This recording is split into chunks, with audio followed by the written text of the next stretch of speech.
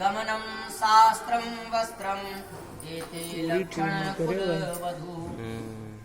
वर कहता है कन्या से उद्याने, उद्यान माने आधी रात, उद्यान माने बगीचा और उद्यान माने पीछे।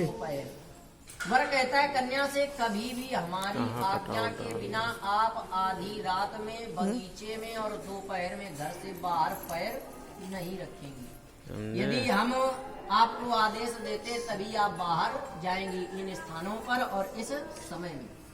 कन्या ने कहा हमने आपकी बात मान ली, लेकिन कभी ऐसा समय आ जाए कि आप घर पर ना हो, घर में आग लग जाए, तो हम क्या करें? आपकी आज्ञा का पालन करें कि जब आप आओ आज्ञा दो तो हम घर से बाहर निकले। भोले बाबा ने मुस्कुराते हुए कहा देवी जी नहीं, आपत्ति काले मर्यादा नाश।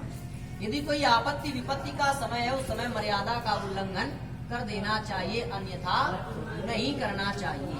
यदि पति घर पर नहीं है तो आपको कभी भी आधी रात में घर से बाहर निकलने की आवश्यकता नहीं है। दोपहर में और बगीचे में कभी अकेले नहीं जाना चाहिए। पति का ये अर्थात वर का ये पहला वचन आपको स्वीकार है। दूसरे वचन में वर कहता है कन्या से मध्य पाने अर्थात मदमस्त हाथी के सामने कभी जाने की आवश्यकता। ये उस समय का वाक्य है, लेकिन अब मदमस्त, मद माने मदिरा, मद माने अहंकार। उस समय मदिरा हाथियों को पिलाई जाती थी, अब हाथी कम पीते, अब आदमी ज्यादा पीते। तो वर कहता है कन्या से कभी भी मदमस्त हाथी के सामने अर्थात कोई मदिरा का पान किए हो या अहंकारी व्यक्ति हो उसके सामने आपको जाने की आवश्यकता नहीं, क्योंकि जो मदिरा का पान कर लेता है वो मर्यादा भूल जाता है। किसके सामने हमको क्या बात कहनी है वो उसको इस बात का ध्यान नहीं रहता। तो वर कहता है यदि आप स्वयं अपने आप में सुरक्षा चाहती हैं तो ऐसी स्थिति में कभी भी इन व्यक्तियों के सामने न जाएं और मदमस्त हाथी के सामने न जाएं। कन्या ने कहा ठीक है आप अच्छी बात कहते हैं, लेकिन यदि आप ये बात कह रहे हैं तो वर्ष में एक त्योहार आता है जिसको महालक्ष्मी का व्रत कहते हैं। सभी स्त्रियां हाथी की पूजा करती है तो क्या उस समय नहीं करना चाहिए? भोले बाबा ने कहा देवी जी उस समय करना चाहिए, अन्यथा नहीं जाना चाहिए, क्योंकि उस समय सुरक्षा की दृष्टि सभी स्त्रियों पर होती है, इसलिए अन्यथा नहीं जाना चाहिए। ये दूसरा वचन आपको स्वीकार है।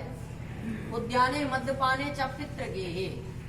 वर कहता है कन्या से कभी भी अपने पिता के घर में हमारी आज्ञा के बिना आप नहीं जाएंगे। अच्छा, भोले बाबा ने ये बात क्यों कही?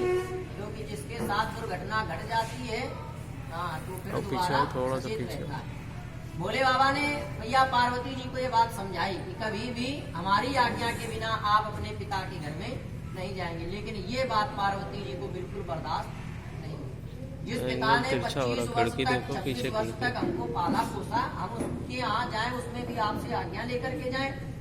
भोले बाबा ने कहा देवी जी ऐसी बात नहीं है, बिना बुलावे के नहीं जाना चाहिए। ये बात जब कही तो पार्वती जी ने कहा वर्ष में कुछ त्योहार आते हैं जैसे भैया दूज है, रक्षाबंधन है, तो क्या इन स्थानों इस स्थिति में भी बुलावे की आवश्यकता होती है कि जब बुलावा है तभी जाएं? ऐसी स्थितियों में तो बिना बुलाए बहन जाती है, तो क्या नहीं जाना चाहिए? भोले बाबा ने कहा देवी जी जाना चाहिए, लेकिन तब जब ससुर और दामाद में अर्थात ससुराल पक्ष से मधुरता का संबंध हो, कोई वाद विवाद न चल रहा हो। क्योंकि भोले बाबा का पहला विवाह किसके साथ में हुआ था? सती जी के साथ में। और मैया सती को भोले बाबा ने खूब मना किया कि न्योता नहीं आया, जाने की आवश्यकता नहीं है, लेकिन मैया सती नहीं मानी। और जब वहाँ पहुंची तो देखा क्या, भगनी मिली बहुत मुस्कुराता। जो बहनें थी बड़ा मुस्कुराते हुए मिली, देखो बुलाई नहीं गए फिर भी चली आ रहे, हम तो कभी ना आए। और फिर जब थोड़ा और आगे बढ़ी यज्ञशाला में प्रवेश किया तो छोटे छोटे देवताओं का पूजन हो रहा था, लेकिन देवादिदेव महादेव का पूजन कहीं नहीं था। कहीं भी देवादिदेव महादेव का स्थान ही नहीं देखा गया। जब मैया सती ने ऐसी स्थिति देखी तो बड़ी ग्लानि हुई कि आज मेरे पति ने मना किया और फिर भी उनके मना करने के बावजूद हम यहाँ पर आए और हमको जरा सा भी सम्मान प्राप्त नहीं हुआ। तभी योगाग्नि के द्वारा अपने शरीर को वही शांत कर दिया। तो इसलिए ऐसी स्थिति यदि बनती है तो आपको आने की आवश्यकता नहीं है। ये तीसरा वचन आपको स्वीकार है।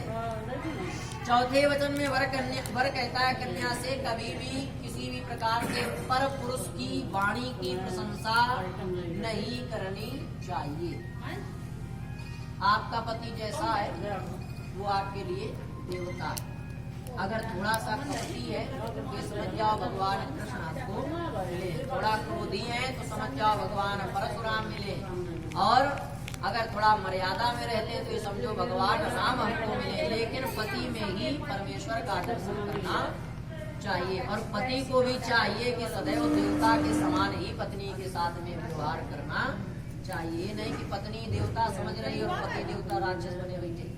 तो पत्नी यदि आपको देवता के समान पूज रही है तो पति को भी चाहिए कि अपने आप में देवत्व धारण करके पत्नी के साथ में जीवन यापन करना चाहिए और उसकी आवश्यकताओं को पूरा करना चाहिए।